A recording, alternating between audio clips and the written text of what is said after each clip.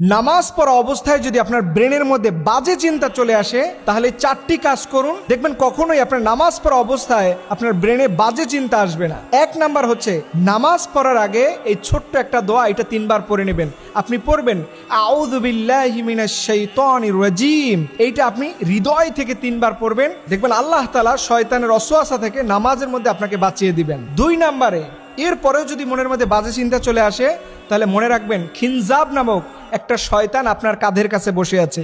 এই সময় নবীজি বলেছেন তোমাদের নামাজের মধ্যে যদি বেশি ডিস্টার্ব ফিল হয় তাহলে তোমরা বাম দিকে ফিরে হালকা প্রতীকী থুতু, মানে আপনি থুতুটা পড়বে না, কোনো লালা পড়বে না, জাস্ট প্রতীকী থুতু, এটা আপনি 3 বার ফেলবেন, দেখবেন সাথে সাথে এই খিনজাব নামক যে শয়তান থাকে এটা আপনার থেকে পালিয়ে যাবে।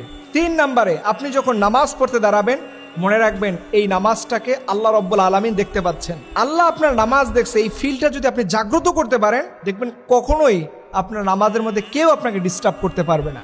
মনে রাখবেন আল্লাহ আপনার নামাজ দেখেন। সর্বশেষ এবং 4 নাম্বার, এই দোয়াটা নিয়মিত পড়বেন যাদের নামাজের মধ্যে বাজে চিন্তা চলে আসে। রাসূল সাল্লাল্লাহু আলাইহি ওয়াসাল্লাম বলেছেন এই দোয়াটা পড়লে আল্লাহ তাআলা তার অন্তরকে দ্বীনের উপরে টিকিয়ে রাখেন। দেখেন আমাদের অন্তর বিক্ষিপ্ত হয়ে যায়, এদিকে সেদিকে মুহূর্তের মধ্যে দৌড়াদৌড়ি ছুটাছুটি করে, বিশেষ করে নামাজের মধ্যে। এর কারণ হচ্ছে আল্লাহর থেকে আমাদের অন্তরকে আমরা প্রোটেক্ট দিচ্ছি না। আল্লাহ নবী বলেছেন ইয়া মুকাল্লিবাল কুলুব সাব্বিত কলবি আলা দীনিক, হে অন্তর পরিবর্তনকারী আমাদের আল্লাহ, আপনি আমার অন্তরকে দ্বীনের উপরে টিকিয়ে রাখুন। এই দোয়াটা পড়লে দেখবেন আপনার নামাজের মধ্যে কখনো বাজে চিন্তা আসবে না। ফরজ নামাজের সালাম ফিরানোর পরেই সাথে সাথে এটা পড়বেন, দেখবেন পরবর্তী নামাজ পড়া আপনার জন্য সহজ হয়ে যাবে। আর একটা গুরুত্বপূর্ণ বিষয় হলো নামাজের মধ্যে যদি মনে করেন যে আপনাকে কেউ ডিস্টার্ব করতেছে, মনোযোগ চলে যাচ্ছে, তখন মনে রাখবেন আপনার নামাজটা আল্লাহর কাছে কবুল হবে।